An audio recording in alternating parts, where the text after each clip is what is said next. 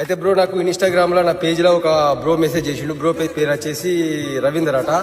అయితే ఆ బ్రోకు 20 ఎకరం దాకా పొలం ఉన్నదట. వాళ్ళది నిర్మల్ దగ్గర గాజుల పెళ్లి అని చెప్పేసి విలేజ్ అట.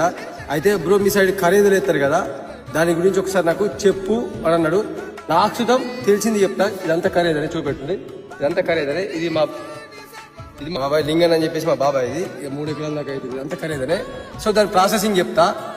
ఏం లేదు బ్రో, సేమ్ మన నాటు ఎట్లా పెడతామో అట్నే పెట్టుకున్నాడు. కాకపోతే ఈ పొలం కైలు చేసుకునే 4 రోజుల ముందట ఎకరానికి 10 కిలోల చొప్పున అడ్లు 24 అవర్స్ నానబోసుకొని తర్వాత నెక్స్ట్ డే మండే పోసుకున్న తర్వాత 2 రోజులకు కొంచెం మొలక ఎక్కువ రావద్దు, కొంచెం రావాలి.